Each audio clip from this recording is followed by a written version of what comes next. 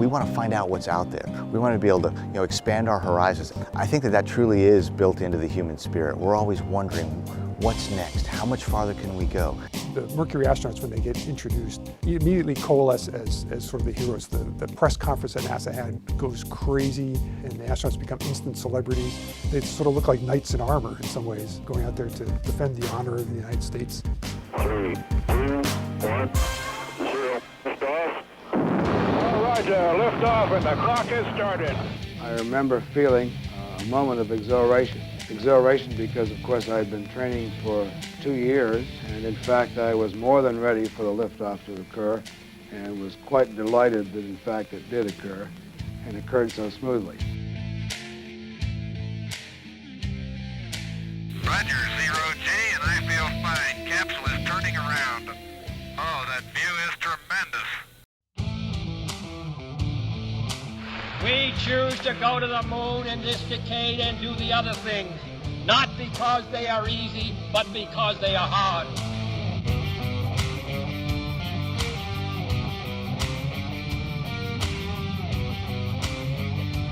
It's outward bound. People have a human feeling, I think, for wanting to go outward bound. It's in us, to go, to see, to touch, to understand what's there. Ignition sequence start.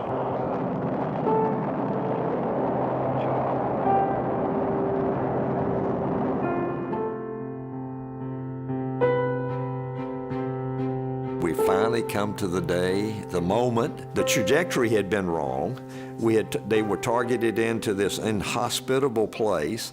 Then they had to fly over this area at a high forward velocity, then pitch up to slow down so that kill that forward velocity, and then start down like a helicopter. Tranquility Base here. The Eagle has landed. It's one small step for man, one giant leap for mankind. The landing to me was a great celebration. We had won the race. The nation was almost euphoric. The knowledge that we gain about the origin and the evolution of the moon is one of these days going to help us right here on Earth. Of course, it's only one area, but I believe it's an important area, and I guess I'm betting a lot on it. NASA has been absolutely critical to improving the knowledge of all humankind. 12 humans walked on the surface of the moon, which is a stunning achievement, and we are still the only country ever to have done that. We're going to go back to the moon, and we're going to take what we learned there and we're going to go to Mars. To get to Mars, it's about a 6-month journey. And as an operator, I would be really, really happy if we could test out our operations and our equipment in our backyard. The moon's only 3 days away. The moon is the next step.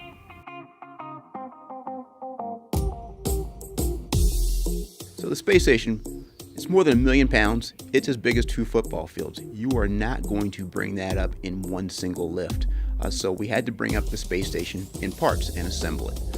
The Space Shuttle was instrumental to bringing up at least the American side of that. It was more than 40 missions over about 13 years to assemble all those parts of the space station.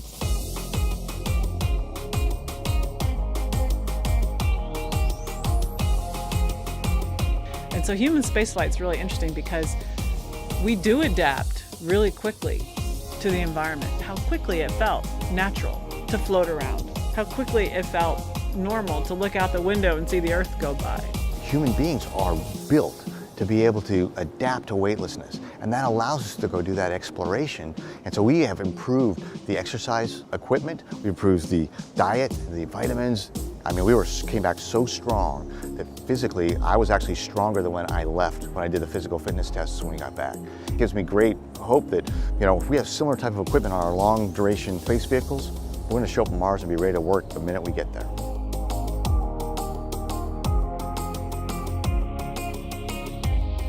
Orion, our state-of-the-art spacecraft, is designed to take crews into deep space, and then once their work is done, to safely bring them back home. Sometimes folks ask me, what do you think the next 60 years has in store? I don't know all of the destinations that we will visit, the mysteries that we will solve, the places that we will leave footprints again.